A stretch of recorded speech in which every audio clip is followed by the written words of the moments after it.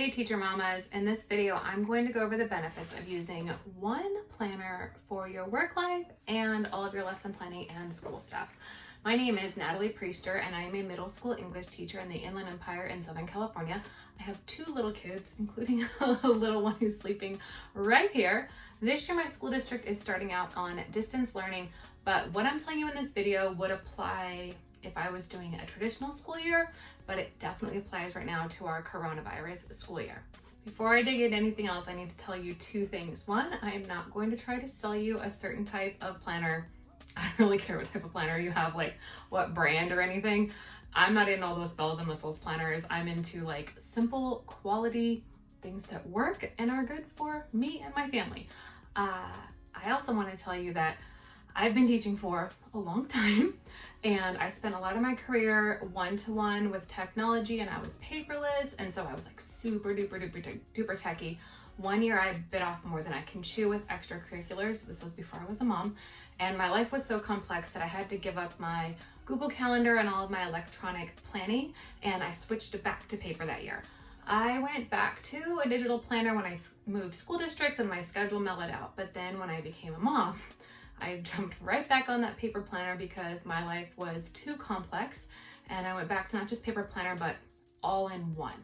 So I haven't had a paper lesson plan book with just lesson plans in as long as I can remember. I like using one planner for school and my family life because I think it keeps me more balanced. Now, you may think that keeping your life in two separate planners and two separate categories might help to keep boundaries in your life, but I actually think that leads to a lot of stress because things end up overlapping, or you give too much attention to one and not enough attention to another. So I'm going to share 10 reasons with you why I think it's beneficial to put everything into one. They're not in any really particular order, but my favorite one that brings it all together is number 10. So make sure you stick around for that. Reason number one is balance. As teachers, we get a little carried away at the beginning of the school year. We get our new planner and we fill it all up. And then a month into school, we are totally stressed out. You know why? Because in that month we spent building a syllabus and all these amazing lesson plans, we totally let our home life slip because that planner like disappeared or we just forgot about it. So keeping two in one helps you to remember that you have home life and family life that you need to plan ahead for. Reason number two is big events. Now this one has gotten me quite a few times, especially early in my career. You know that weekend where like your cousin's getting married and you have to fly out of town and you're gonna miss a couple days of school. I mean, you're gonna be sick a couple days of school, but you know what I mean? Like you're gonna be going out of town.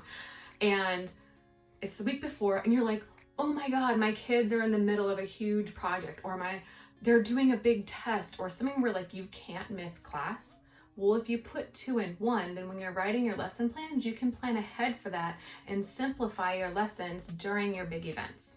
Reason number three is grading. Now, I like to try to not take grading home. I keep it simple, as easy as I can. But some people like need to take home a lot of grading. I could go off on that, by the way. But anyways, if you need to take grading home, you should be able to plan that too, because say it's a weekend, your students have an essay due, and then you know you need to get it graded that weekend or the weekend after. But if you have two planners and your family has events all weekend, you're going to end up staying up late Sunday night trying to get everything done. So if you have two, you can be like, oh, hey, I'm gonna have a lot of grading this weekend. Let's not plan a big adventure to the zoo this weekend. Also, I'm like in this fantasy world where pretending it's not coronavirus time, but you know what I mean. Like, I'm giving you things for everything, keeping it real with what's going on in the world. Reason number four is just for planning in general. When you write things down, it gets it out of your head and then you calm down. Now we know to do this for school, right? Like we have a routine, we write it down, we know things go smoothly, but we forget to write things down for ourselves, for our family. Like we forget to write down, oh, so-and-so has a birthday party, and then it's like floating in our head, or like, remember to buy so-and-so a present, and those loops are going in our head, and then that makes us stressed out and pay less attention to what's right in front of us. So getting it on paper just helps your mama brain to chill out a little, which we always need, all of us. Reason number five is to make a little life syllabus. Most planners in the back have a note section with blank pages. I probably feel like executives sitting in meetings, I don't really use those, but I have found that they are useful for writing down like my morning routine, my evening routine, a list of fun ideas to do with my family on weekends, and then I have like a little syllabus to help me when I'm stuck or I just need ideas and I can follow that. Reason number 6 is multitasking. You know, when you're sitting in a meeting on Friday and it's something that isn't even important to you and all you're doing is thinking about the weekend, well, if you have a 2-in-1 planner, then you can go ahead and start planning out your weekend or planning your meals for the next week, and your coworkers will just think you're super responsible in lesson planning and it's like a little secret. Number 7 is appointments. You know how we talked about weddings earlier? Well, doctor appointments can throw you for a loop in the same way, right? You randomly have to leave work at like 1 o'clock and then your whole schedule gets thrown off. Well, if you're making sure to put your appointments in the same place as your lesson plans, same concept, you can go ahead and schedule around those so that you're less stressed out when they come up. Number 8 is blurry coronavirus boundaries. So right now, a lot of us are teaching from home, or we're going to be teaching from home, or our districts are telling us to be prepared for both. And when you're in that situation, you have to make sure to write things down that are going to happen midday and to plan around those.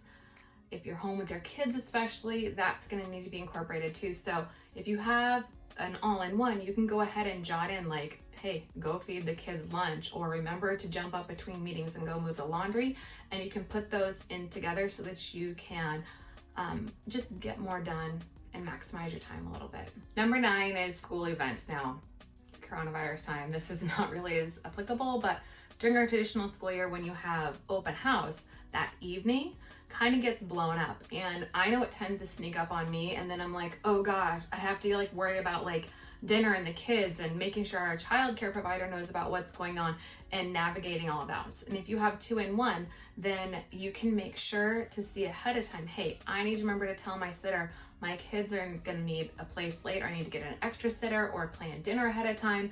And so it's still the same idea where you're just making sure that your life is planned around 2 things. And number 10 is the most important, and that is having 2 planners in one really helps to reframe the way that we think about school. School becomes like this time slot in our day and not our whole day. And the weekend is on there. And so we see school as like this boxed in work time, and the rest of our rich and fulfilling and exciting lives filled with love and our kids and adventures and cleaning the house and all the other things that make us like, just make us a mom and a teacher, all gets blended in together. And so if you put it together, you see school is here and my life is here, and then you fill it up with rad stuff, like you fill like class time up with rad stuff. Okay, teacher mamas, I hope this has helped you make some decisions about your planner for the upcoming school year. I'm going to be talking more about this in another video. I actually have this huge list. It's like, I think it's like 30 things that I like to put in my planner before I put my lesson plans in, and I will be sharing that list. The whole idea is to help you focus on your life outside of school so that you don't just end up becoming unbalanced and too focused on school, especially at the beginning of the year when it can get a little bit stressful during normal time, not to mention like global pandemic times. If you would like more from me, I have an email list down below. You can join on that, and I will send out Teacher Mama emails, Confident Teacher Mama emails to you, so check that out. And if you want to keep up with me a little bit more, my Instagram is where I share my daily family life, so I would like to see you there. Thanks for watching. Please like, subscribe, and all the good stuff, and Newton slept for the whole video. Yes! Okay, bye guys.